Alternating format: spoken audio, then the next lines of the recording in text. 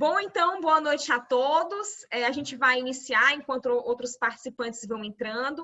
Essa é mais uma aula debate do Projeto Ágora. O Projeto Ágora, ele visa debater os objetivos do desenvolvimento sustentável, que são objetivos globais, porém trazendo para a realidade local, buscando soluções para efetivá-los nas nossas realidades locais, ok? E aí, a cada quinta-feira, nós temos debate sobre um ou dois ou mais objetivos do desenvolvimento sustentável relacionados a um tema específico. E aí, hoje, nós vamos ter aqui um convidado muito especial, é o Leandro Graz. Ele é deputado distrital, ok? Deputado do Distrito Federal. Ele tem mestrado e também é doutorando na área do desenvolvimento sustentável, correto, Leandro? E ele é nada mais, nada menos do que o presidente da Frente Parlamentar dos Objetivos do Desenvolvimento Sustentável. Então, a pertinência com o nosso projeto é total, é absoluta, ok? E aí, justamente porque ele é presidente dessa Frente Parlamentar, a gente vai tratar aqui do Objetivo 17, que é parcerias em prol das metas, porque uma frente parlamentar nada mais é do que uma forma de a gente fazer parcerias, né, de buscar um diálogo com diversos atores, e também o ODS 4, que é o ODS de educação de qualidade. O Leandro também é docente, não é? Eu mandei o currículo do Leandro para vocês, que nos acompanham no grupo. A gente tem um grupo, Leandro, tem mais de 60 pessoas no grupo, também outros grupos também enviei, mas o teu currículo já foi repassado lá. Eu também sou professora, eu fico muito feliz de dialogar com professores, né, com docentes. Acredito que é um dos ofícios que mais nos dá satisfação na vida, né?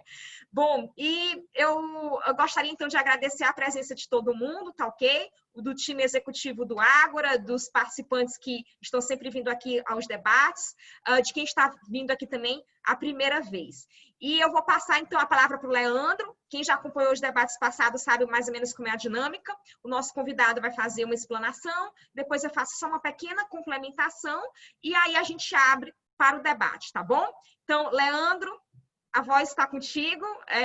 Pode começar a se apresentar novamente, se quiser, e iniciar a tua explanação. Obrigado, Isabela. Professora Isabela, obrigado pelo convite, obrigado pela oportunidade de estar aqui dialogando com você e com todas essas pessoas queridas que acompanham. E dizer que, nossa, que alegria a gente poder falar dos ODS, que bom nós podemos propagar, disseminar e educar as pessoas para os Objetivos de Desenvolvimento Sustentável. Isso, sem dúvida, é um trabalho fundamental que você está fazendo, né, junto com todo esse grupo aqui, para que a gente consiga, de fato, estabelecer, né, uma sintonia, estabelecer um propósito coletivo em torno dessa agenda, que não é uma agenda abstrata, que não é uma agenda apenas teórica, é uma agenda real, porque uma vez cumprida, uma vez implementada, essa agenda vai transformar vidas. Ela tem a capacidade de mudar os rumos da história e, principalmente, daqueles que são mais vulneráveis, né, dos mais pobres, dos necessitados, dos marginalizados. Então, quero aqui agradecer muito a oportunidade, dizer que é uma honra, né, hoje estar aqui com vocês, poder compartilhar um pouquinho dessa experiência de construção dos ODS no Distrito Federal, mas também é uma construção do Brasil. Eu sou professor, como a Isabela falou, há 15 anos trabalho na educação básica, mas também divido essa minha atuação prioritária na educação básica no ensino superior e em outros espaços educativos e formativos aqui de Brasília. Atualmente exerço o mandato parlamentar. Como ela disse, aqui no DF nós temos os deputados distritais, nós não somos município, então não há vereador aqui no Distrito Federal e nem deputado estadual. Então o deputado estadual, o deputado distrital, o nosso legislativo, ele acaba acumulando a função que é de uma Câmara Municipal com a função de uma Câmara Estadual, de uma Assembleia Estadual. A mesma coisa serve para o governo, né? O governo do Distrito Federal ele acaba sendo um pouco prefeitura / governo estadual de fato. E tem sido uma experiência muito desafiadora e muito honrosa também, porque a gente poder servir a população, a gente poder trabalhar e lutar por ideais, por causas que a gente acredita desde sempre, que desde a nossa primeira oportunidade de construir, de transformar a sociedade, a gente já vinha fazendo, principalmente educação, para mim motivo de muito orgulho. E hoje a gente exerce esse mandato, é um mandato que não centra apenas na minha ideia, na minha vontade, no meu desejo de construção, mas é colaborativo, é coletivo. Então, é um mandato em rede, não apenas porque o partido é a rede, mas porque a gente tenta, de fato, construir parcerias com a sociedade civil, construir parcerias com o setor privado, com os bons gestores do setor público e avançar. A gente precisa, de fato, reduzir a desigualdade, a gente precisa erradicar a pobreza, a gente precisa promover o desenvolvimento sustentável, que vocês já estão aí na trilha do conhecimento sobre isso, não é um desenvolvimento focado apenas na dimensão, na variável ambiental. Eu acho que a proposta dos ODS nos possibilita justamente ampliar essa visão do que é ser sustentável. É ser sustentável economicamente, dentro de uma perspectiva de trabalho digno, é ser sustentável numa concepção de saúde, que não é só a saúde tratativa, a saúde num viés hospitalocêntrico de curar doença, mas é a saúde do bem-estar, é a saúde da qualidade de vida, é a saúde que previne o adoecimento do cidadão. Da gente pensar a forma de tratamento adequada dos recursos hídricos, da gente pensar a água como um direito e não como uma mercadoria, isso é muito importante, os ODS trazem isso de forma muito clara. E imaginar também, aí sim na linha ambiental, uma energia limpa e renovável, imaginar uma forma que nos coloque de maneira equilibrada na questão climática, né? Frente ao combate ao desmatamento, frente ao combate a todas as formas de poluição, de agravamento do aquecimento global, a preservação da biodiversidade marinha e terrestre, e por aí vai. E, na minha visão, acho que hoje, diante dessa pandemia, nós temos alguns desafios prioritários dentro dessa agenda, que é o 17, você me convidou para falar dele, principalmente o 17, porque numa crise como essa, que é sanitária, ela é econômica, ela é política, ela é uma crise que toca a nossa vida por inteiro, e não só o Brasil, o mundo, mais do que nunca a gente precisa de parceria, a gente precisa de cooperação, cooperação internacional, a gente precisa de cooperação intergovernamental no Brasil. Seria tão bom se a gente tivesse um cenário em que governo federal, estados e municípios conversassem, se ajudassem. E a gente precisa também de colaboração e parceria entre os setores da sociedade. A gente, durante muito tempo, e há ainda quem acredite nisso, via exclusivamente o Estado como agente do desenvolvimento. O Estado é um dos agentes de desenvolvimento. O Estado ele é um mobilizador muito importante para que a gente tenha progresso, desenvolvimento econômico, educação, saúde e todas as políticas que efetivam direitos. Mas o Estado ele não vai resolver todos os problemas sozinho. O papel mobilizador do Estado tem que ser na linha de construção de parcerias com o setor privado, com o setor produtivo, estimulando principalmente aqueles que são mais frágeis diante do modelo econômico que a gente tem, que é um modelo capitalista, de concorrência, de competitividade. Então, o Estado ele tem que apoiar principalmente o pequeno, o microempresário. E esse Estado também tem que ser um Estado ativador das boas iniciativas da sociedade civil. Um Estado que consiga reconhecer práticas que acontecem desde lá, de um condomínio, num bairro, numa comunidade, num território, e também no âmbito de uma cidade. Então, o Estado ele precisa saber reconhecer o valor que a sociedade tem na estruturação e no desenvolvimento de soluções para si mesma. E os ODS, especialmente no Objetivo 17, vem falar sobre isso, de parcerias, de como que a gente pode unir forças para alcançar objetivos. Então, esse momento que a gente está vivendo, professora Isabela, é um momento que explicita essa urgência, que o Estado tem que assumir o seu papel, mas o setor privado e o terceiro setor também tem que assumir o seu papel. A sociedade civil organizada, os movimentos, os coletivos, as redes têm que assumir o seu papel. E cada indivíduo também. É isso que se fala lá no Objetivo 17. E aí cada um dentro do seu lugar, como você está fazendo aqui, com a promoção do Projeto Ágora, e todos vocês que agora participam dessa conversa também fazem onde estão, na sua escola, na sua universidade, no seu espaço de trabalho, no seu bairro, todo mundo tem que assumir o seu papel. Isso é muito importante. E aí, o que nós tentamos fazer no parlamento, aqui do Distrito Federal, na Câmara Legislativa, foi estruturar uma frente parlamentar, nada mais, nada menos é do que um conjunto de deputados. Aí, se for uma frente parlamentar no Senado, um conjunto de senadores, se for uma frente no município, um conjunto de vereadores, que se juntam em torno de uma causa comum. Aqui na Câmara, a gente já tem mais de 70 frentes parlamentares dos mais diversos temas. E eu vinha presidindo desde o ano passado a Frente Parlamentar Ambientalista, que é uma frente que visa, de forma bem objetiva e clara, fortalecer todos os projetos, as ações, as políticas públicas voltadas à preservação ambiental. E isso inclui desde a questão hídrica, Nós tivemos uma crise hídrica aqui no DF há 3 anos muito grave, muito dura. Envolve a questão da energia renovável, envolve a perspectiva dos resíduos sólidos, mas a gente sentiu a vontade de ir além. Nós esbarrávamos em uma série de situações que não estavam diretamente ligadas aos órgãos ambientais, à política ambiental.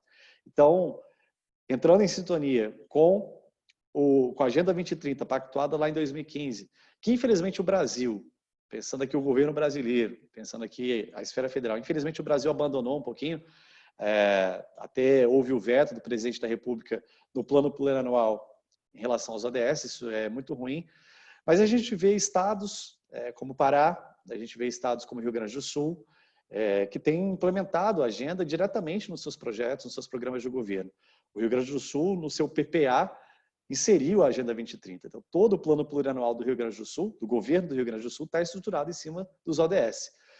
A gente vê algumas prefeituras também, dando bons exemplos, mas no legislativo ainda são poucas as iniciativas. Então, entendíamos que era preciso nós, como deputados, como membros do Poder Legislativo, assumimos um papel legislador, fiscalizador e de representação articulado com a agenda. Então, essa frente, a Frente Parlamentar pelos Objetivos de Desenvolvimento Sustentável, a Frente pelos ODS, ela é um conjunto de deputados que estão dedicados a fortalecer o setor público, o setor privado e o terceiro setor em todas as experiências que existem conectadas à agenda.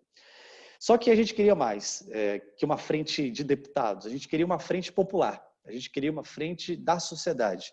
Então, quando nós criamos, lá em novembro do ano passado, a Frente Parlamentar dos ODS, a primeira coisa que eu fiz, assumindo o papel de coordenador da frente, foi dialogar com os organismos internacionais e nacionais que estavam levantando a bandeira. Então, obviamente, a União Europeia, o PNUD, a ONU e seus vários escritórios, ONU Mulheres, ONU Meio Ambiente, a própria Unesco, que tem sido uma grande parceira, e eu me coloco depois aqui à disposição para a gente falar.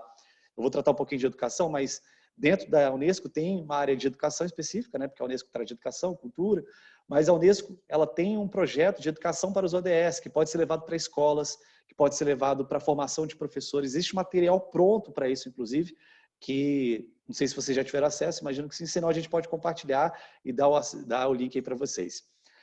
E aí depois a gente começou a procurar a universidade, então a UNB, a nossa Universidade de Brasília, a Fiocruz, alguns coletivos, ONGs, como Alternativa Terra Azul, Jovens pelo Clima, e aí fomos formando essa grande rede, e essa frente real, concreta, que hoje ela tem por objetivo identificar todas as ações do Distrito Federal que tem algum vínculo com a Agenda 2030. Mesmo que essas pessoas que estão lá na ponta não saibam nem o que é a agenda, mas visualizá-las, identificá-las, reconhecê-las e incentivá-las.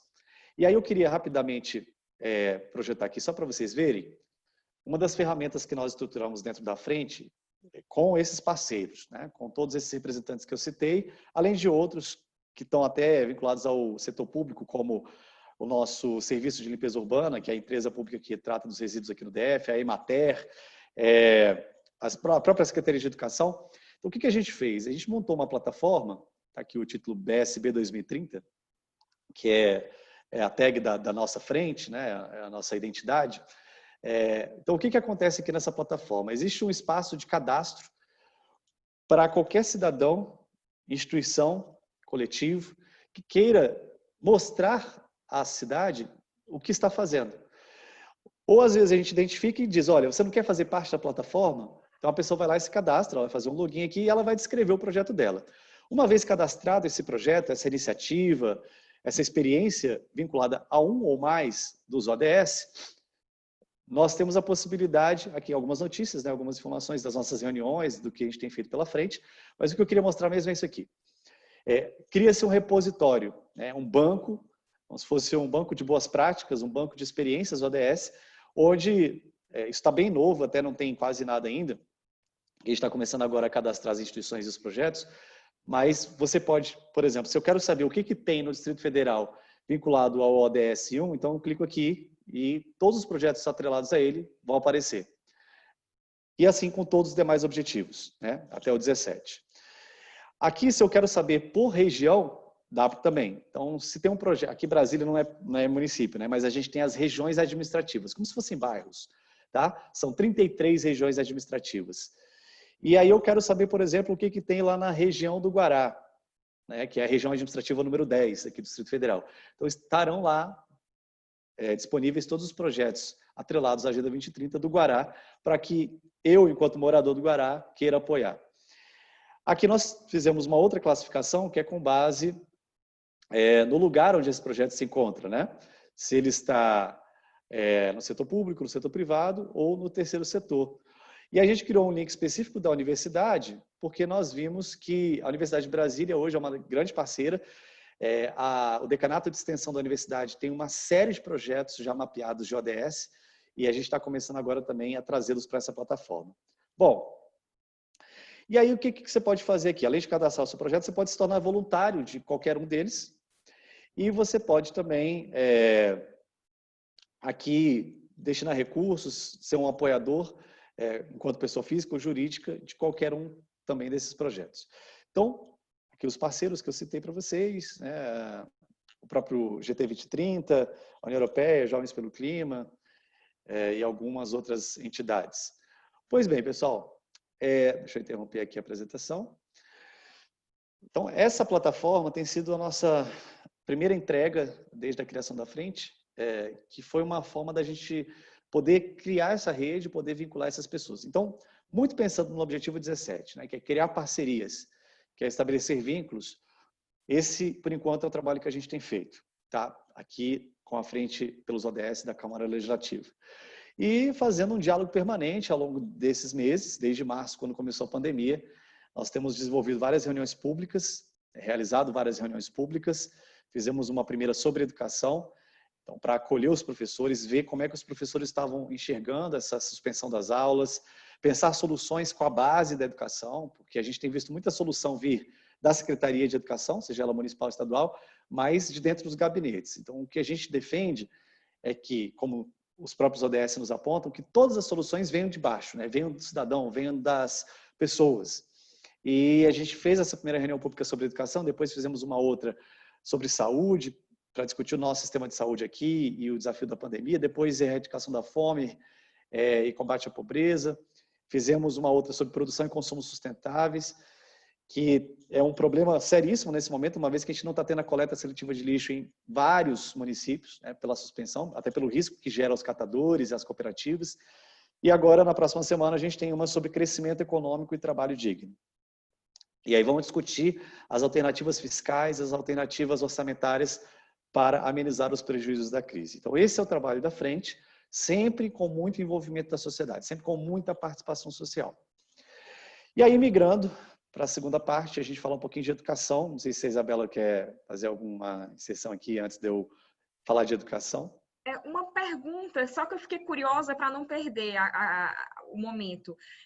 Eu amei o site, né, da frente do BSB 2030, porque faz aquela classificação dos projetos e você pode escolher, eu quero ver por região, né, eu quero ver os que estão na universidade, no setor público ou no privado. Então, só queria confirmar se os projetos eles acabam entrando em mais de uma aba, né? Em mais de uma subpágina, porque o projeto, por exemplo, que é da universidade, entrou na página da universidade, também entrou na página de uma determinada área. Então, eles acabam sendo duplicados ou triplicados dentro do site, correto? Perfeito, exatamente isso. Então, vamos supor, vou dar um exemplo. A gente tem um projeto de extensão da Universidade de Brasília, em uma das regiões mais pobres aqui do Distrito Federal, que é a Estrutural. Esse projeto é um trabalho da Fiocruz, junto com a UNB, está fazendo uma formação de agentes comunitários lá na Estrutural, com vistas à promoção da saúde e do bem-estar. Esse é o projeto que está acontecendo já, muito legal, inclusive.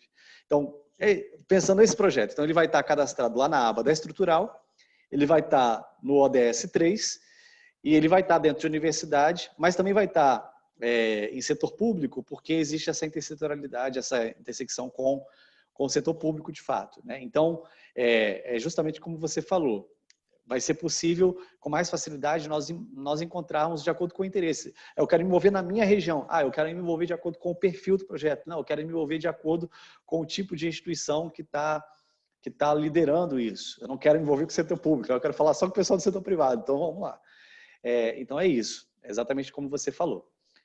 Só uma outra pergunta. Na hora também de classificar os projetos de acordo com o ODS, que eles têm mais pertinência, vocês, por acaso, às vezes se deparam com a dúvida, tipo, nossa, ele tem mais pertinência com o ODS X ou Y, né? Seria mais pertinência com o ODS 1 ou 10, porque os dois estão muito interrelacionados. E eu pergunto isso porque aqui mesmo no Projeto Ágora, a ideia inicial era a cada debate tratar um ODS, mas aí conforme a gente foi convidando, a gente foi percebendo que, nossa, tá tudo interrelacionado, assim, sabe? Então, acabou que nas últimas reuniões a gente está tratando de 2 em 2, 2 ODS em 2. Por isso que hoje, inclusive, a gente está trazendo 4 e 17 até para manter esse padrão de 2 em 2. Fica menos difícil quando a gente, pelo menos, coloca 2, sabe? Mas vocês também têm essa dificuldade na hora de classificar?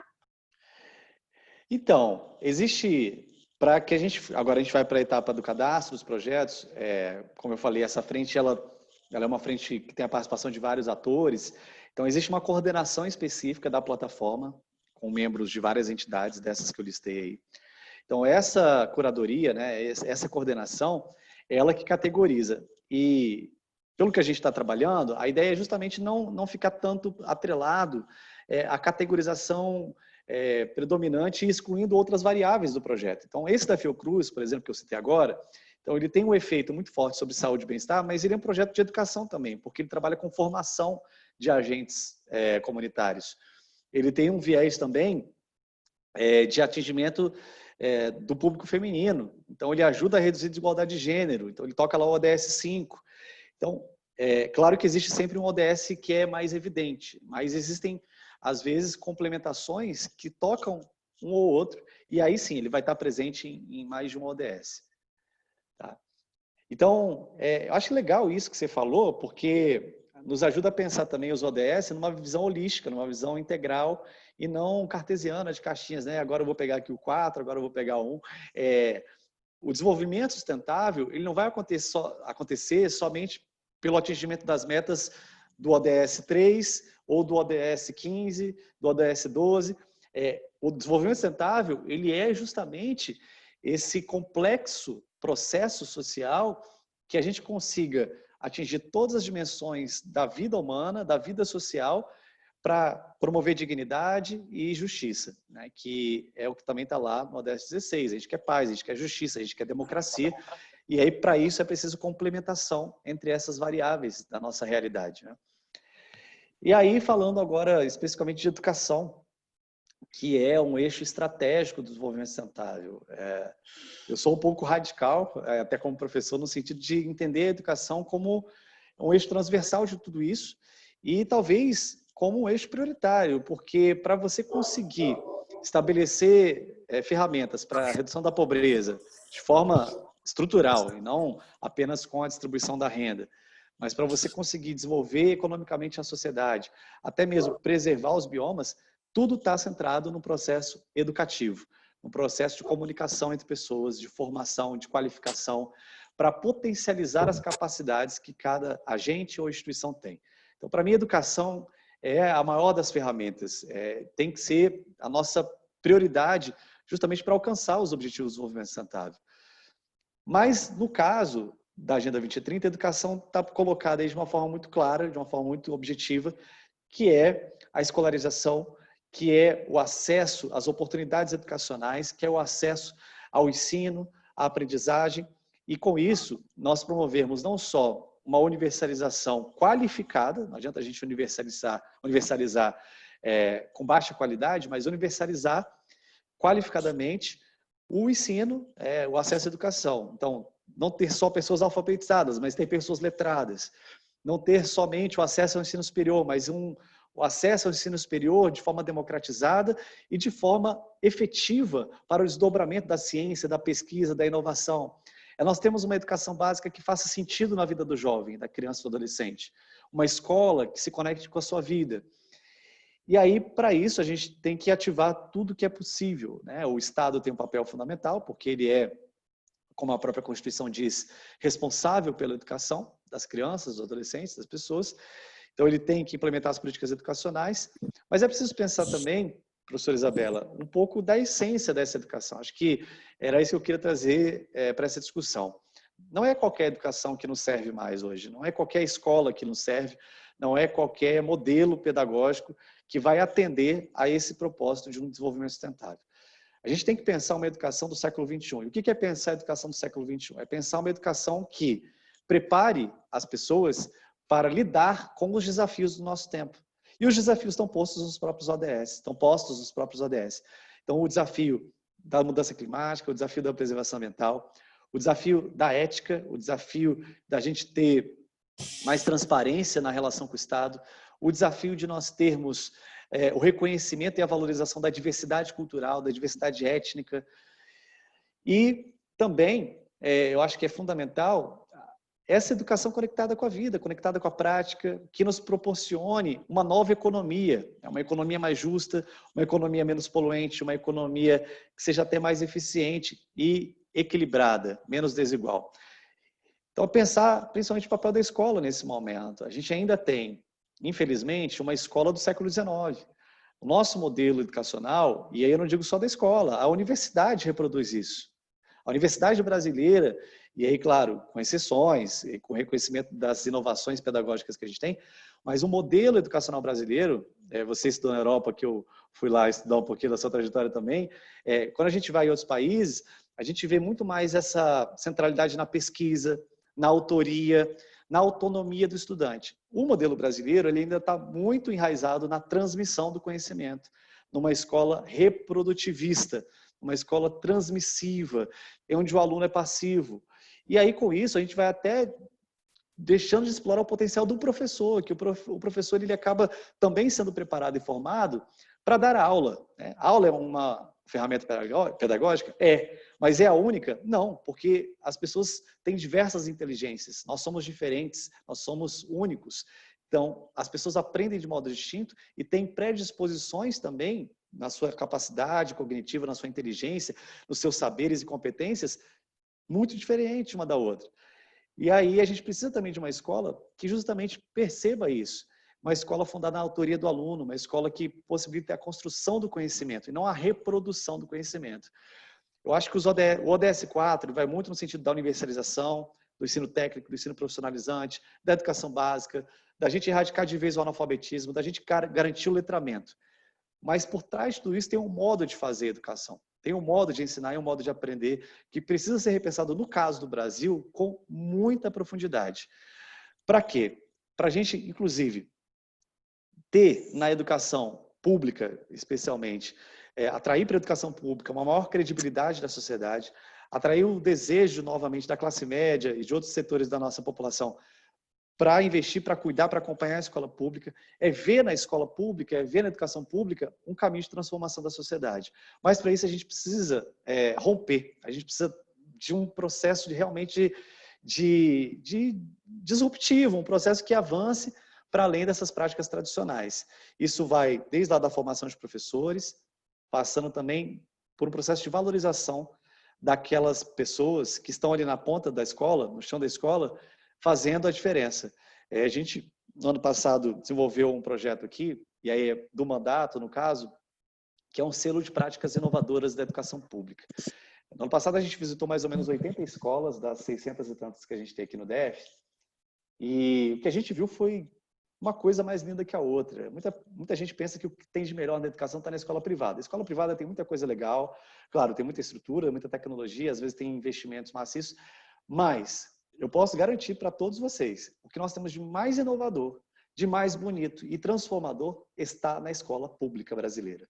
Está ali, naqueles professores e naquelas professoras que desenvolvem projetos, que desenvolvem ferramentas didáticas, metodologias extremamente ousadas, corajosas e que trazem o estudante, conseguem afetivamente tocar esses meninos para um envolvimento com o conhecimento. Aí eu até ficaria aqui a noite inteira contando, mas eu vou citar só um exemplo aqui desses tantos que a gente reconheceu. Um professor que até hoje a gente se fala, depois que eu visitei a escola dele, é o professor Otávio, de um colégio aqui do Gama, que é uma região periférica do Distrito Federal, e ele é um professor de história. Né? E esse professor de história decidiu explorar o pão, a história do pão com seus alunos. E a partir da história do pão, o professor Otávio se conectou com o professor de matemática e com o professor de química para ensinar os meninos a fazerem pão. E com a matemática e com a química, ele foi desenvolvendo a multidisciplinaridade e a interdisciplinaridade no sentido dos alunos entenderem proporção, entenderem o efeito das substâncias químicas, o que faz o fermento, por que o pão cresce, essa história toda. E aí, com a história do pão, a fazedura do pão, o entendimento matemático e da proporção do pão, os meninos começaram a fazer. A direção começou a apoiar o professor Otávio e eles produziram o pão na cozinha da escola e vendiam esse pão nos finais de semana, quando tinha evento aberto à comunidade. E com os recursos da venda do pão, eles começaram a comprar alguns materiais para as turmas, para melhorarem o espaço, para fazerem novas coisas na escola, né? Materiais que às vezes não eram materiais ordinários, comuns do dia a dia da escola. Então, estou dando só esse exemplo, porque o que o professor Otávio fez aqui é o que a gente precisa que seja feito na educação como um todo. Acreditar na capacidade do aluno de criar, de não ficar só ouvindo conhecimento, de botar a mão na massa literalmente e desenvolver, mostrar que a gente tem talentos incríveis nessa geração de jovens e crianças e adolescentes. Basta que a gente acredite neles. Então, acho que mais do que garantirmos uma educação para todos e todas, nós temos que garantir uma educação nova, uma educação verdadeiramente significativa e que faça conexão com a vida. A evasão e o abandono, que são grandes problemas da educação brasileira, estão muito atrelados a isso, ao desinteresse pela escola. Então, a escola é chata, a escola não é legal, a escola é desinteressante, e a gente não pode só botar isso nas costas dos professores, nas costas da gestão educacional, ali do diretor, do coordenador, mas talvez a gente pensar também o papel da universidade, o papel de outras instituições no fomento a essa nova educação que a gente precisa, que é a educação para o desenvolvimento sustentável, a educação para a autoria. E apoiar esses professores. Para finalizar, a gente tem que apoiar essas pessoas, porque muitos deles estão desistindo, porque encontram barreiras no dia a dia ali, às vezes são sabotados mesmo por um diretor, por um coordenador, não vê incentivo, a Secretaria de Educação não consegue chegar nessa ponta e reconhecer esse valor. E a gente tem feito isso aqui, a gente criou um selo de práticas inovadoras, estamos premiando esses professores, e aqui a gente tem uma ferramenta orçamentária muito legal no DF, que é o PEDAF, que é o Programa de Descentralização Administrativa e Financeira. Então, com as emendas parlamentares, a gente consegue colocar dinheiro naquela escola do professor que está fazendo a diferença. E foi uma forma que a gente encontrou de apoiá-los. Então, acho que é isso. O ODS 4, ele vem de forma muito clara e objetiva, mas eu gostaria de colocar esse tempero para a gente pensar além de uma universalização, e sim refletir sobre a qualidade dessa ampliação do acesso à escola, do acesso à educação. Bom, professor, eu vou lhe chamar de professor, tá? Quem é professor adora chamar de professor. Eu amei toda essa explanação, eu fiquei aqui maravilhada. E quando você estava falando sobre um novo modelo de escola, né, uma escola que, para além da meta de universalização, a gente pensa na qualidade, numa nova forma de aprender, eu me lembrei da minha própria escola quando eu era criança. Era uma escola que tinha uma pedagogia diferente, uma metodologia construtivista, tinha até um nome específico, era método Freinet. E não sei se alguém aqui conhece esse método, mas enfim, a gente tinha todas as carteiras agrupadas, tinha grupos na sala de aula para a gente estar sempre interagindo e construindo coisas com os demais colegas.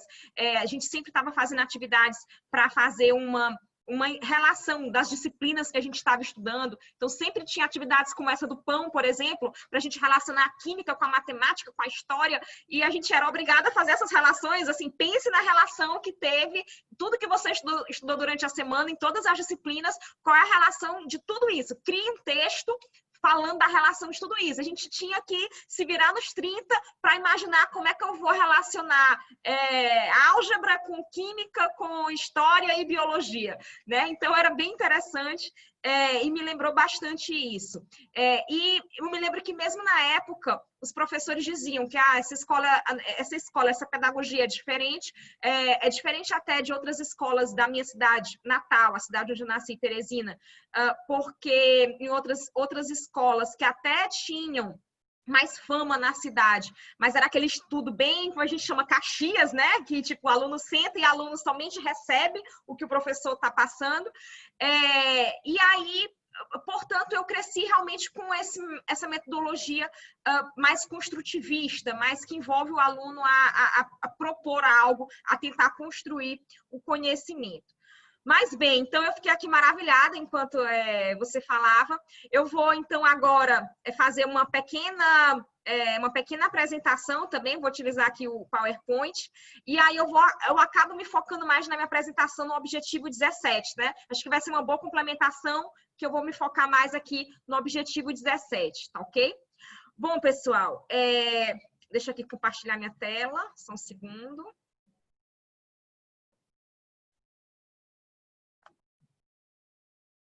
Vocês estão enxergando? Todo mundo está vendo? Ok? Sim. Então, como eu falei, professor, sempre, em toda aula de debate, eu faço essa explicaçãozinha do que são os ODS, porque a gente pode ter alguém novo, tá? Então, no ano de 2015, as Nações Unidas publicizaram a Agenda 2030, é uma agenda com objetivos para serem atingidos até o ano de 2030, tá ok? E eles trazem os 17 objetivos do desenvolvimento sustentável. Eles sintetizam objetivos, dimensões do desenvolvimento sustentável que vinham sendo construídas ao longo das últimas décadas. O conceito de desenvolvimento sustentável ele foi se alargando, ele foi ganhando densidade ao longo das últimas décadas, e aí os 17 objetivos comprovam isso, porque nos mostram que falar de desenvolvimento sustentável, como o professor Leandro muito bem colocou no início, não é só falar estritamente, né, da proteção ambiental, envolve também, mas envolve outras dimensões também, como, por exemplo, a educação de qualidade, que é o nosso tema aqui hoje. E aí, lembrando que os Objetivos do Desenvolvimento Sustentável, eles substituem, digamos assim, os Objetivos de Desenvolvimento do Milênio, que vigoraram de 2000 até 2015, e aí para não apenas dar um novo prazo, né? Não apenas para colocar novamente os Objetivos de Desenvolvimento do Milênio, as Nações Unidas, a partir de uma ampla pesquisa popular, fizeram mais, lançaram os 17 Objetivos do Desenvolvimento Sustentável. E aí o nosso objetivo de hoje é o objetivo 4, e aí lá o texto expresso que está lá na Agenda 2030 diz que o objetivo 4 é aquele que visa assegurar a educação inclusiva, equitativa e de qualidade e promover oportunidades de aprendizagem ao longo da vida para todos, ok? E aí eu separei aqui somente algumas das metas, lembrando que cada ODS ele tem metas específicas, ele não fica só nesse texto geral, né? Esse texto geral é só para a gente ter uma ideia ampla, mas aí ele traz metas, ele se desdobra em metas específicas, e essas metas têm que ser, a ideia é que elas sejam alcançadas até o ano de 2030, tá ok? Eu separei aqui somente algumas, porque são várias, mas eu queria só destacar para vocês, por exemplo, que essa meta 4.1 fala do ensino primário e secundário livre. Foi muito o que o professor Leandro falou aqui. Ele até traz a palavra qualidade, que a gente poderia, então, interpretar que é possível a gente pensar num novo modelo de escola através dessa meta 4.1. Basta que a gente interprete essa palavrinha qualidade como uma escola realmente mais do século XXI e não uma escola do século XIX, né? Também eu destacaria a meta 4.2, que é a primeira infância, ok? A meta 4.3, e eu gosto muito dessa meta 4.3, que é a educação técnica, profissional e superior, e ela faz o destaque, né, a preços acessíveis. Esse preços acessíveis, inclusive porque nos países desenvolvidos, até mesmo universidades públicas têm uma taxazinha para ser paga, né? Por exemplo, na Universidade de Coimbra, onde eu estudei, é pública, mas tinha uma taxa a ser paga todo mês. Mas era uma taxa bem acessível. E em outros países a gente não verifica isso, né? Os preços são bastante salgados e aí realmente o ensino superior acaba ficando inacessível para a maioria da população e acaba aprofundando as desigualdades sociais. Bom, e aí até 2030 também, já na meta seguinte, fala de competências técnicas e profissionais dela possibilitar que os estudantes adquiram competências técnicas e profissionais. Eu gosto muito disso, porque a gente tem que enxergar na educação algo que vá possibilitar ao aluno, ao estudante, depois, utilizar aquilo na sua vida profissional, também na sua vida, como o professor Leandro falou, a escola precisa refletir a vida, né? Então, a gente precisa fazer com que a educação reflita habilidades que as pessoas vão utilizar na sua vida, né? Habilidades, inclusive, sociais, emotivas, a gente tem que saber lidar com as pessoas, por exemplo, saber lidar com emoções, etc. E também habilidades que a gente vai utilizar no mundo do trabalho, ok? A gente tem experiências de alguns países, por exemplo, eu morei um tempo na Itália, um tempo pequeno, passei lá. E eu tive muito diálogo com estudantes italianos, estudantes profissionais, estudantes de ensino superior italianos, e eles estavam muito frustrados porque diziam que o que eles estavam aprendendo na universidade, aqui já é um ensino de universidade, né? Mas o que eles estavam aprendendo na universidade não servia quase nada na hora que eles chegavam no mercado de trabalho, que o mercado de trabalho estava cobrando habilidades totalmente diferentes do que eles aprendiam na universidade. Então, qual é a razão disso? Você tem que aprender aquilo, claro, a educação básica, média, ela é para lhe dar mais a visão de mundo, né? As habilidades mais básicas, mas depois você tem que, de alguma forma, transformar tudo aquilo em habilidades que você vai utilizar na sua vida. E também, eu destaco a meta de professores qualificados, na meta 4.C, ok? A gente precisa investir na qualificação dos nossos professores. Eu fiquei muito maravilhada com o depoimento aqui do professor Leandro, de que a escola pública é aquela onde ele mais encontrou, né, atividades inovadoras, projetos inovadores. Eu fico maravilhada com isso.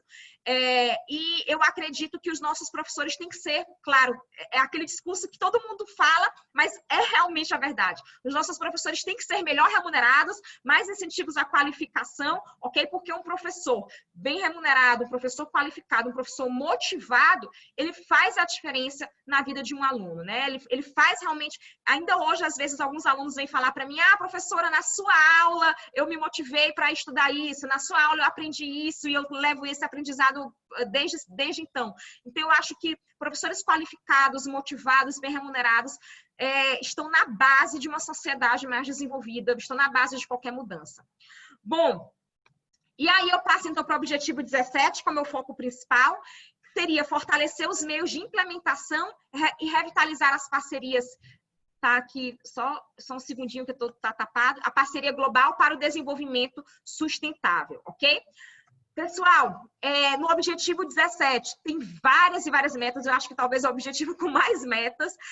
Ele, inclusive, a Agenda 2030 separa as metas em tópicos, né? Inovação, tecnologia, financeiro, etc. Mas eu trouxe aqui uma pincelada, aquelas que eu queria mais destacar para vocês. Por exemplo, a meta que fala de mobilizar recursos financeiros a partir de múltiplas fontes, né? Eu acho que, principalmente para países, na verdade, para todos os países do mundo, mas a gente precisa sair de um discurso polarizado, de um lado ou do outro, que às vezes nos faz perder investimentos, nos faz perder mobilização, nos faz perder parcerias. Então, acredito que a gente tem que ser, sempre ter um ideal, um norte, né? Onde é que nós queremos chegar, e esse norte são os Objetivos do Desenvolvimento Sustentável, mas ter uma visão mais pragmática na hora que a gente pensa no como é que a gente vai atingir esses objetivos. Então, ser pragmático significa a gente buscar parcerias, a gente buscar múltiplas fontes, a gente tentar atingir aquele nosso ideal, aquele nosso objetivo da melhor forma possível, ok? E essa melhor forma possível exige que a gente esteja com a mente aberta para múltiplas fontes. E aí, eu destaco nesse mesmo sentido também o objetivo 17.5, promoção de investimentos, ok? Países menos desenvolvidos têm que ter uma atenção especial em políticas para promover investimentos. O objetivo 17, eu sou fã da transferência e disseminação de tecnologias. Eu acredito que uma das maiores contribuições que os países mais desenvolvidos podem dar e que eles devem dar, é uma obrigação, na minha opinião, deve ser através de transferência de tecnologias, transferência de difusão do conhecimento acerca dessas tecnologias, ok? Depois, comércio universal, baseado em regras, aberto, não discriminatório e equitativo. Quem é meu aluno sabe que eu gosto muito de falar da parte econômica do desenvolvimento sustentável, e eu falo muito da parte econômica porque eu me preocupo muito com o objetivo de acabar com a pobreza e reduzir as desigualdades. Eu costumo dizer que se eu fosse identificar os objetivos do desenvolvimento sustentável, que são a finalidade máxima, eu diria que é acabar com a pobreza e reduzir as desigualdades. Mas aí, para a gente atingir essa finalidade máxima, a gente tem os meios, né? Quais seriam os objetivos meios? E aí, dentro dos objetivos meios, entra aí, claro, os objetivos de cunho econômico, trabalho digno, crescimento econômico, indústria, inovação, infraestrutura. A gente vive, por exemplo, aqui no Maranhão, professor Leandro, que é um dos estados de menor IDH do Brasil, ok? É um estado que tem pouca indústria. A gente tem até uma produção alta agrícola de commodities, mas elas passam direto e são exportadas e acabam não gerando valor agregado, acabam não gerando empregos em larga escala aqui. Então, por exemplo, se a gente tivesse, eu defendo muito a indústria nesse sentido, porque se a gente tivesse mais indústrias aqui no Maranhão para beneficiar essa matéria-prima que é produzida aqui, que é extraída aqui, enfim, e gerar empregos aqui, gerar tributos que vão ficar no Estado, e esses tributos depois viram receita tributária para o Estado investir em educação, ok? Eu sempre digo, se a gente quer, por exemplo, a educação de qualidade, a gente tem que lembrar que o Estado precisa ter receita tributária, e para o Estado ter receita tributária, a gente tem que ter tributos, e para a gente ter tributos, né, a gente tem que, o pagamento de tributos tem que ter atividades econômicas. Então, eu sou eu sou muito preocupada em como fazer com que a economia do Maranhão se desenvolva dentro de uma base sustentável, claro. Então, se é para ter indústria, que essas indústrias tenham o menor impacto ambiental possível, que o licenciamento ambiental seja um licenciamento bem inteligente, colocando condicionantes ambientais inteligentes, ok? Então, eu destaco, portanto, essa questão aumentar a exportação dos países em desenvolvimento, né, e também o comércio universal, que está acima, no sentido de que a gente precisa melhorar a nossa economia. E aí, quando a gente pensa em aumento das exportações, aqui para o caso do Maranhão, eu acredito que a gente deveria aumentar as nossas exportações de produtos de maior valor agregado, gerando renda aqui, gerando mais emprego aqui, beneficiando os produtos aqui, ok? Movimentando a economia e gerando tributos. E não apenas exportar commodity que vai embora e a gente acaba não vendo a cor da riqueza, digamos assim, ok? Bom, e aí também eu destacaria aumentar a estabilidade macroeconômica global. A gente poderia pensar no cenário, por exemplo, de Covid, não é? Um relatório da Oxfam diz que 500 milhões de pessoas, é previsto que 500 milhões de pessoas caiam para baixo da linha da pobreza, ou seja, fiquem pobres no mundo. Então, como é que a gente pode, do ponto de vista global, coordenar políticas para minimizar esse impacto econômico, para diminuir esse número de pessoas que vão cair para baixo da linha da pobreza? E eu também destacaria incentivar e promover parcerias públicas, público-privadas e com a sociedade civil, ok? E aí, quando a gente pensa nesses tipos de parceria, que o Estado dialoga e faz ações em conjunto, com a iniciativa privada, com as empresas, em conjunto com a sociedade civil, como movimentos, ONGs, etc., aí a gente entra dentro do conceito de governança, que eu gosto muito desse conceito. E aí o projeto Ágora, que é o que a gente está debatendo, é o projeto que é o nosso anfitrião aqui, né? É um projeto que visa, portanto, trabalhar a ideia de governança, da governança global para a efetivação local, porque os objetivos do desenvolvimento sustentável são objetivos globais, colocados para o mundo inteiro. Mas a gente tem que buscar formas, meios, parcerias para pegar esses objetivos globais e implementá-los nas nossas realidades locais. E cada realidade é diferente. A solução para a Alemanha, eu sempre digo isso, a solução para a Alemanha vai ser diferente da solução para o Brasil, porque a Alemanha tem uma realidade e o Brasil tem outra. A solução para São Paulo vai ter diferenças em relação à solução para o Maranhão, porque São Paulo tem uma realidade e o Maranhão tem outra. Então, a gente tem até os mesmos objetivos, né? Mas na hora de efetivar localmente, a gente vai adaptando as circunstâncias de cada realidade local. Então, por isso é que é necessário a gente fazer esse pensar global, quais são os nossos objetivos globais, a gente precisa ter essa base global, esse pensamento global, mas como é que a gente vai pegar esse global e efetivar de acordo com as realidades locais, de acordo com as circunstâncias de cada localidade, ok? E aí eu gosto muito de lembrar que governança não significa governo. Governança é um processo, não é uma estrutura, ok? Governança é quando uma rede de atores institucionais, atores que estão sob a égide do Estado, ok? Dialogam, conversam, executam com atores não institucionais, que seria o poder privado e a sociedade civil, ok? A gente até às vezes poderia dizer somente sociedade civil, se a gente considerar a sociedade civil de um ponto de vista mais macro, né, mais abrangente, mas eu coloco aqui poder privado e sociedade civil, ok? Vejam, quando a gente trabalha então com uma rede de atores diferentes, né? A gente tem o Estado, até dentro do Estado a gente já tem diversidade, mas se a gente agrega isso, mais atores ainda, atores de diferentes áreas da sociedade, a gente vai ter então uma diversidade de visões, informações, e essa diversidade ela é fundamental para solucionar problemas complexos. Vejam, não é mais possível a gente ter aquela visão cartesiana que quer solucionar problemas complexos de uma forma simples. Não funciona mais. Para solucionar problemas complexos, a gente precisa de uma visão holística, de uma visão ampla, ok? E essa visão ampla, a gente consegue ter uma visão ampla quando a gente traz mais pessoas para o debate, porque eu sozinha tenho uma visão limitada. O professor Leandro sozinho também não vai ter, né? Cada pessoa sozinha não consegue ter uma visão ampla o suficiente, porque nós somos uma única pessoa. Mas se a gente se alia, se a gente dialoga com um número cada vez maior de pessoas, aí cada pessoa com sua própria visão vai estar contribuindo para ampliar a visão do debate, ok? Então, quanto mais pessoas pensando no problema e numa solução, maior a chance daquela solução se tornar uma boa solução, uma solução efetiva, porque a gente vai ter mais mentes com visões diversas, enxergando o que é que pode dar errado e o que é que pode dar certo ali, ok? E aí, a governança, com uma rede de atores diversificada, nos permite isso. Se eu for pensar, por exemplo, o problema dos resíduos sólidos, se eu for dialogar só com os empresários maiores do setor, eu vou ter uma determinada resposta. Se eu dialogar só com os catadores, eu vou ter outra. Se eu dialogar só com consumidores, eu vou ter outra. Mas se eu dialogar só com os órgãos estatais, eu vou ter outra. Mas se eu coloco todo mundo na mesa para dialogar, aí a gente vai ter uma resposta com muita mais possibilidade de ser uma boa resposta, de ser efetiva, ok?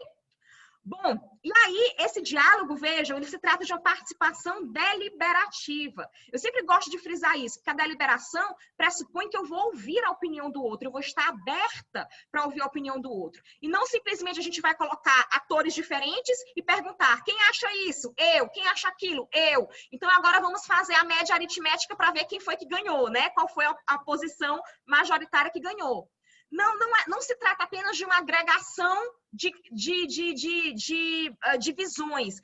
Não se trata apenas de ver qual é a visão que está ganhando numa maior quantidade. Se trata de colocar as pessoas para dialogarem, porque na hora que você dialoga, você ouve a posição do outro, você pensa numa terceira solução, você pode, inclusive, ser convencido pelo outro, ok? Então, a deliberação nos permite pensar em soluções muito melhores e não simplesmente pegar no somatório matemático aquela solução que individualmente cada pessoa tem e ver quantas mais pessoas estão acordando numa única solução, ok? Bom, aí eu também destacaria o princípio da cooperação que o professor Leandro mencionou. Governança significa cooperação, significa que esses atores, eles estão ali cooperando. Eles estão cooperando porque eles visam um interesse comum, ok?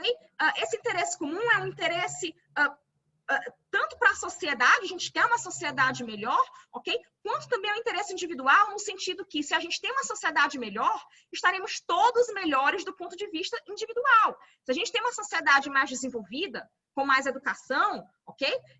A gente vai ter melhores empresas, a gente vai ter um poder público melhor, a gente vai ter todos os setores da sociedade melhoram. Então, individualmente, nós vamos também estar melhores, a nossa vida individual melhora. Então, o interesse comum faz com que todos os atores cooperem entre si para chegar, para encontrar os meios a atingir aquele objetivo comum, aquele interesse comum. Okay?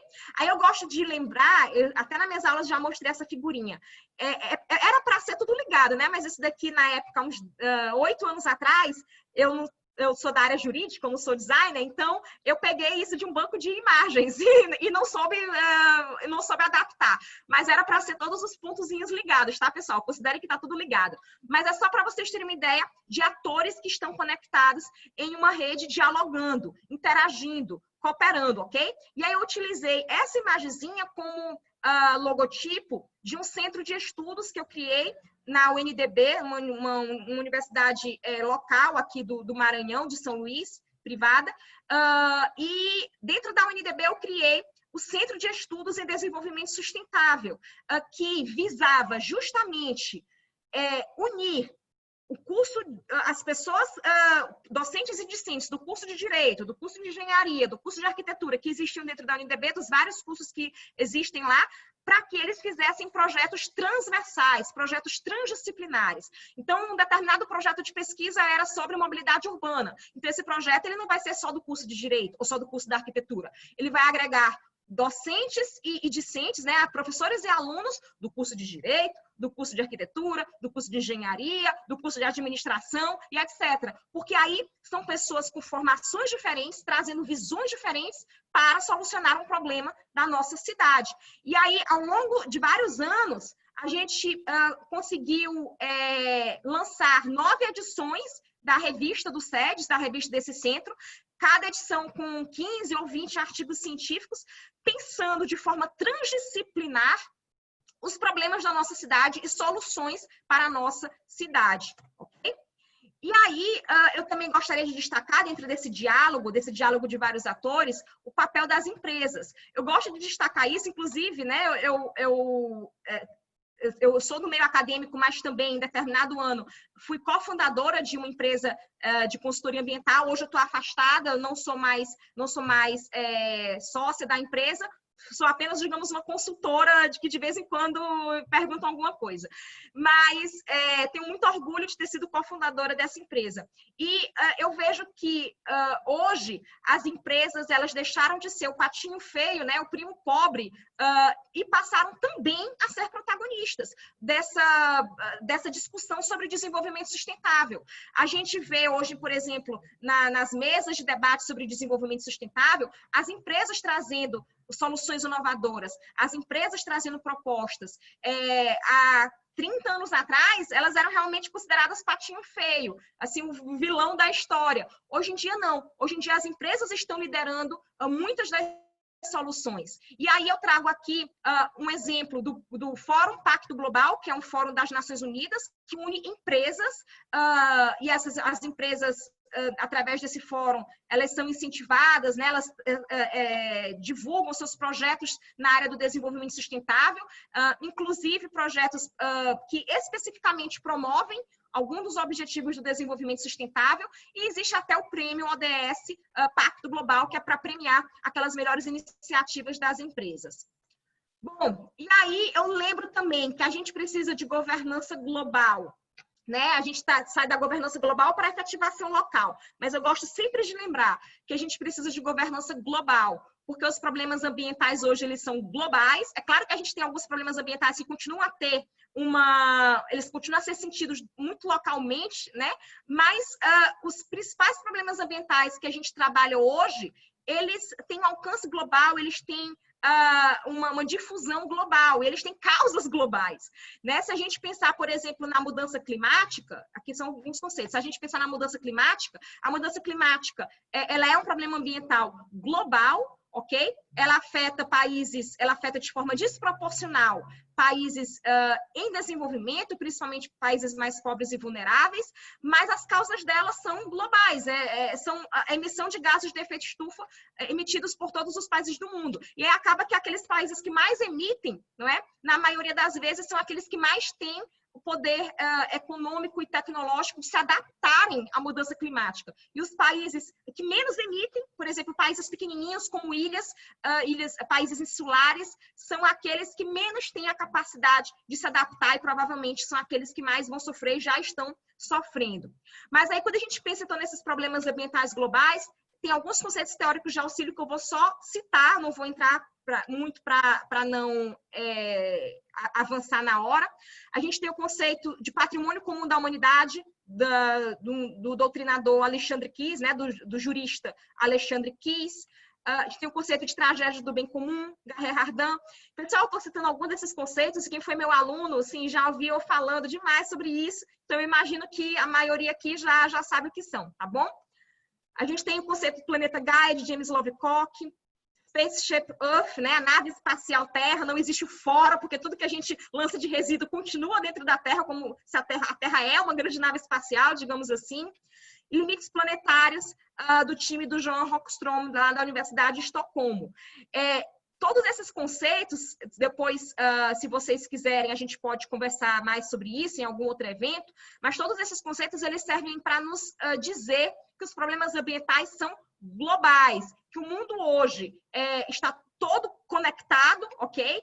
E, portanto, para a gente pensar em solução para problemas ambientais, a gente precisa partir de uma visão global. Então, por isso que os Objetivos de Desenvolvimento Sustentável, eles são tão necessários, porque eles colocam o mundo todo pensando em mesmos problemas e com um mesmo objetivo, né? Os 17 objetivos. A gente parte de uma base global. Agora, a gente vai ter que efetivar esses objetivos globais em realidades locais, ok? Objetivos globais existem, que demanda, E aí, a gente entra, então, naquele lema, pensar global e agir local, ok? Eu gostaria de finalizar, então, com esse slide, lembrando que o princípio da cooperação, ele é a essência da governança, a gente precisa reforçar estratégias de cooperação entre todos os atores, Estado, empresas, sociedade civil no sentido de ONGs, movimentos sociais, academia, né, universidade. Eu lembro também que o princípio da cooperação, ele está na nossa própria ideia de sociedade. Já dizia Aristóteles, né, que o homem é um ser social. E quando ele diz que o homem é um ser social, significa que a gente vive em sociedade. Se a gente vive em sociedade é porque a gente coopera. O Yuval Harari, o autor de Sapiens, ele fala muito que nós somos seres cooperativos, que uma das nossas principais características do ser humano é ser cooperativo. E foi a nossa habilidade de cooperar em larga escala que fez a gente se tornar, inclusive, a espécie dominante do planeta. Isso tanto para o bem quanto para o mal, né? E portanto, a gente precisa utilizar essa nossa habilidade de cooperação para o bem, né? A gente precisa ser mais inteligentes para utilizarmos essa nossa habilidade de cooperação para solucionar esses problemas que vêm nos afligindo, alguns deles mais recentemente, outros desde sempre. Como desigualdades, né? A gente tem um mundo, desde que o mundo é mundo, que nós nos organizamos em complexas sociedades, a gente tem o problema da desigualdade. Mas é um problema, portanto, que hoje a gente teria condição de resolver, no sentido de diminuir as desigualdades sociais. Nós temos já informação, temos estrutura temos processos interativos, temos uma habilidade de governança que seria possível a gente acabar com a pobreza extrema, que é o objetivo 1, e reduzir as desigualdades sociais. Temos condição de fazer isso. Basta que a gente efetivamente passe a cooperar com vistas a esses objetivos comuns, tá bom? Bom, pessoal, então eu encerro aqui a minha explanação. E aí, agora, a gente faz aqui alguns minutos mais de debate, ok? Eu quero saber quem vai ser o primeiro voluntário que vai falar, que quer complementar, quer perguntar. Fiquem à vontade, a palavra está aberta. Já tem gente no chat aqui falando alguma coisa?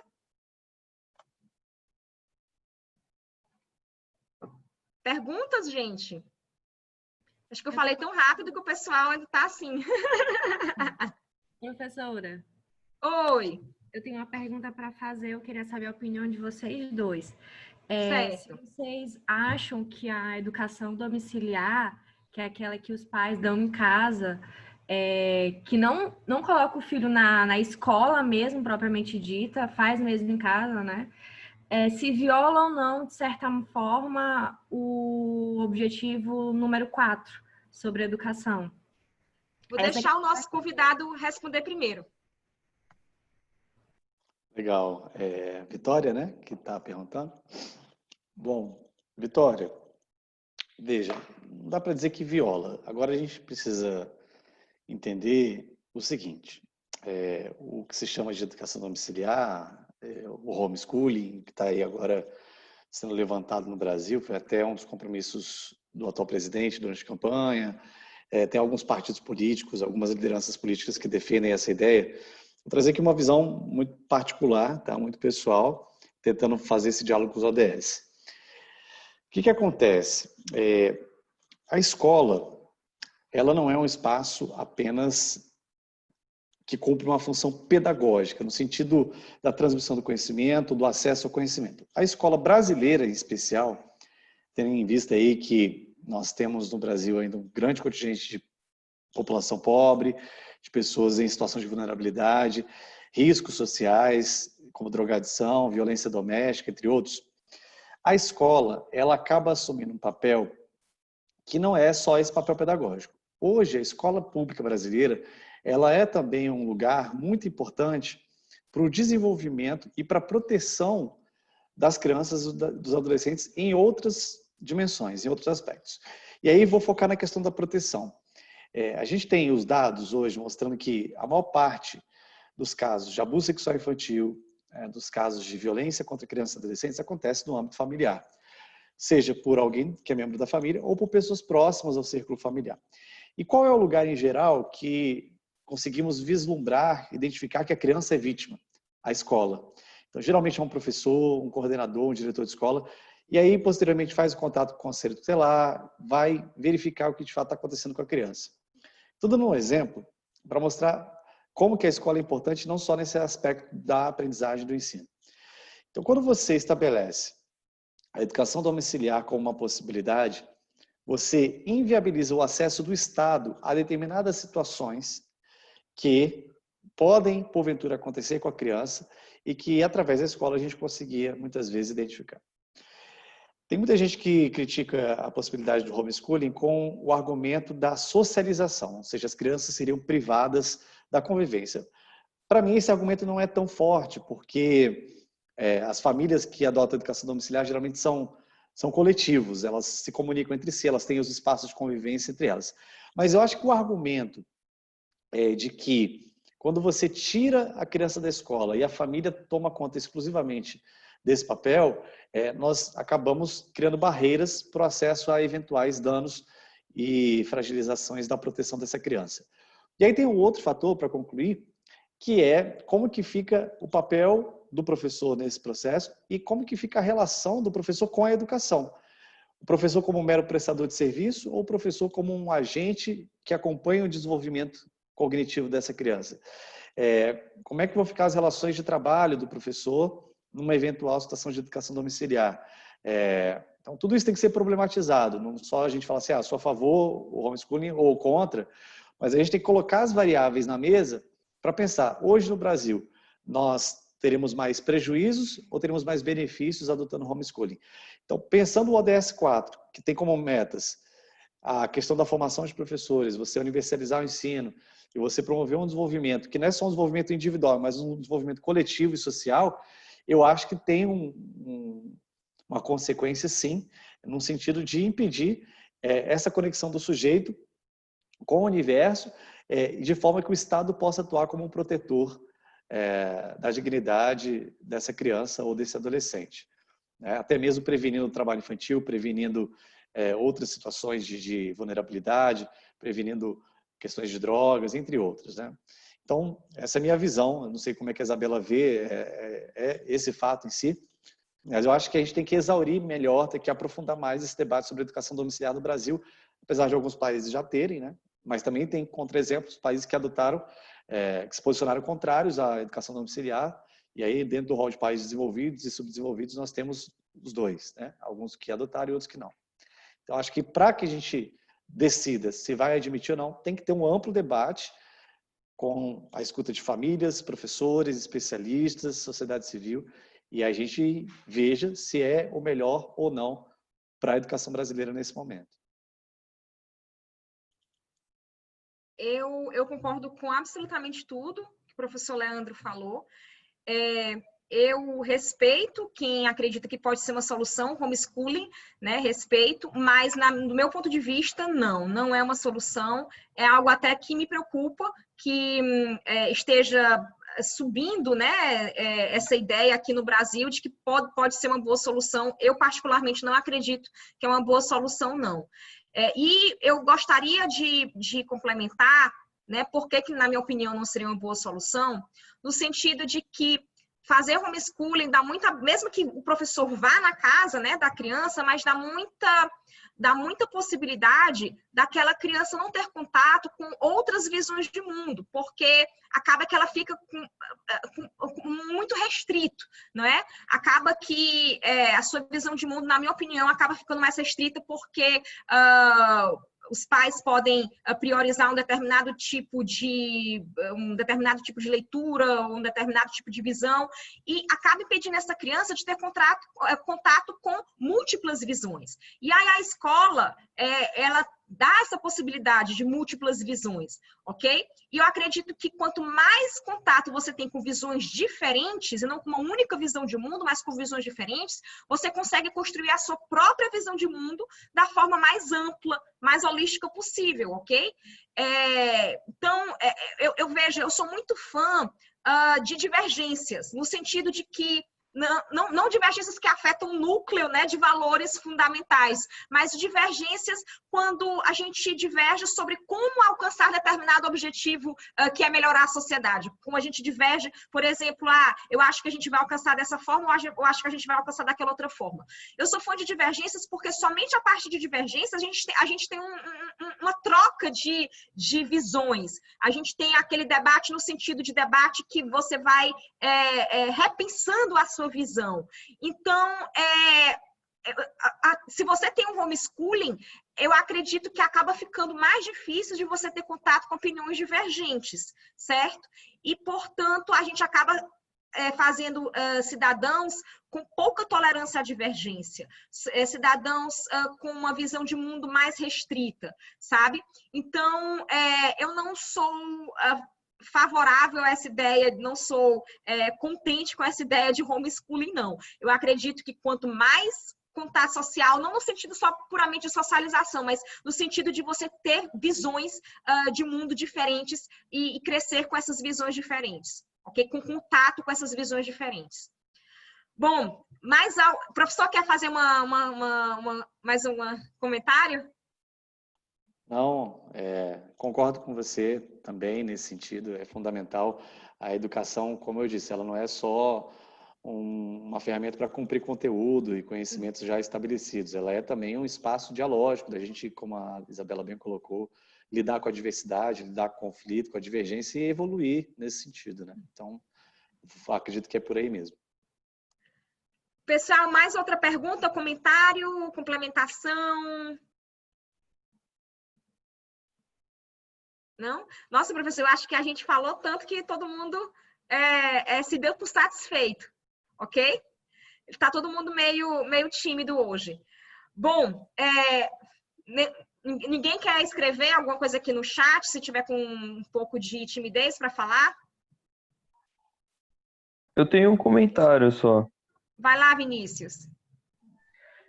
Você falou muito sobre parcerias, né, sobre a questão de governança. E aqui eu trabalho na prefeitura de Jundiaí. A gente tem aqui uma rede que se chama Rede Jundiaí de Cooperação, foi desenvolvida pela prefeitura na atual administração e que faz muito isso, de dialogar com todos os setores da nossa sociedade para pensar em soluções conjuntas, né? E agora na questão da da pandemia, isso foi a rede sempre ajudou muito, né, para desenvolver políticas públicas, mas agora no meio da pandemia isso foi essencial, né, de ativar essa rede para poder fazer doações e ajudar na questão das famílias que perderam renda e que precisavam de alimentos e outros mantimentos, né? E, ó, é mais para reforçar a importância de você ter o diálogo entre todos os atores da sociedade, né? E o quanto o poder público precisa fazer isso, né? De dialogar com todo mundo. Professor Leandro, quer comentar? Bacana, Vinícius. Eu acho que uma coisa positiva dessa crise tem sido observar essas redes de colaboração, de parcerias, as redes de solidariedade, como a sociedade vem se mobilizando rapidamente para tentar salvar vidas, apoiar os mais frágeis, os mais pobres, os vulneráveis. Então, é muito legal esse exemplo que você está dando, Jundiaí. E esse é o papel mesmo das instituições, é o papel dos governos. Acho que a Isabela falou super bem sobre isso, como que nós precisamos hoje dessa construção de vínculos e de parcerias para resolver os problemas públicos, né? Os problemas públicos eles não vão ser resolvidos única e exclusivamente pelo Estado, né? Pelas prefeituras, pelos governos. Eles precisam de um amplo engajamento de todos os demais setores e de todas as pessoas. Então, acho que essa é a receita, se a gente observar alguns países que vêm conseguindo superar crises e se tornar resilientes, países que têm conseguido fortalecer seus setores estratégicos da sociedade, como educação, como saúde, desenvolver-se economicamente, tudo passa por isso, né? Tudo passa por colaboração, compartilhamento de conhecimento, fluxo, troca, essa governança colaborativa que ela bem colocou. Então, bem destacado aí por você, acho que é por aí que a gente tem que caminhar assim. Exato, eu vi também, a gente viu aqui no Maranhão também, muita parceria, poder público, privado, fazendo parcerias para enfrentar os efeitos da pandemia, né? E assim, a pandemia ela está provocando muito estrago no mundo, mas ao mesmo tempo, né, ela está em algumas situações reforçando parcerias, né, abrindo portas para parcerias, o que é muito positivo. Também está nos fazendo repensar muitas coisas, né, um estilo de vida, etc. Então, é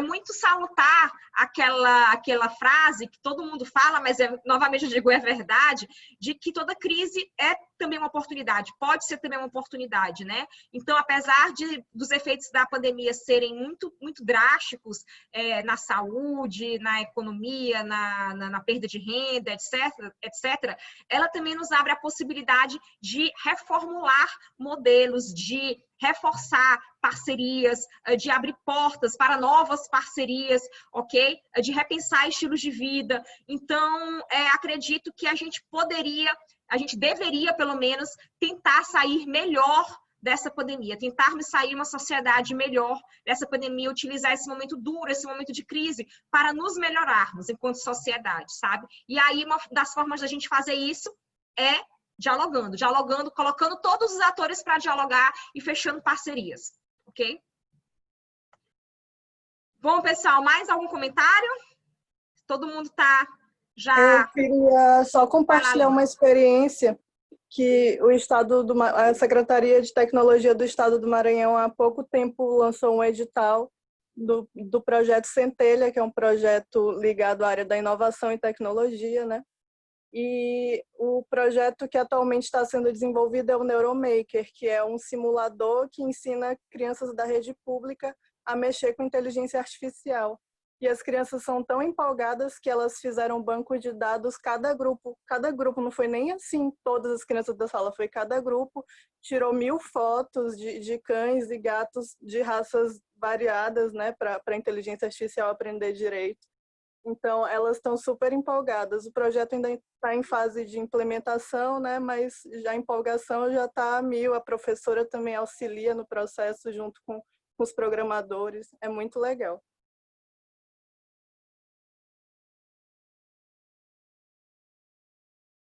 Eu estava muda aqui sem perceber. Gente, então, se ninguém mais tem... Alguém tem mais alguma coisa? A Aline fez aqui um comentário para a gente fechar. Se alguém tem mais algum comentário, pergunta para fazer? Não? A gente pode fechar aqui, então. Eu estou lendo aqui o parabéns, professores, da Taliane. Obrigada, Taliane. E aí eu queria, então, fechar. Eu acho que esse comentário final da Aline é muito legal, porque nos traz mais um exemplo concreto, né? Fora aqueles que o professor Leandro já trouxe para a gente. Aí a Aline veio lembrar, olha, que legal, a gente também consegue encontrar bons exemplos por aqui. E eu queria, então, agradecer imensamente ao professor Leandro. Já vou passar a palavra para ele, tá ok? Para ele se despedir de vocês. Agradecer a Bruna, gente, a Bruna Paola, ela que fez o contato com o Leandro, ela que convidou o Leandro, né? Então, muito obrigada, querida Bruna. Agradecer a todo mundo do time executivo do Ágora, tá ok? Do Projeto Ágora, e a todos vocês que estão aqui nos acompanhando, tá bom? Se é a primeira vez ou se já é a segunda, terceira vez que vocês estão aqui, agradeço muito. Então, eu queria, então, agora só finalizar com o professor Leandro. O professor pode se despedir.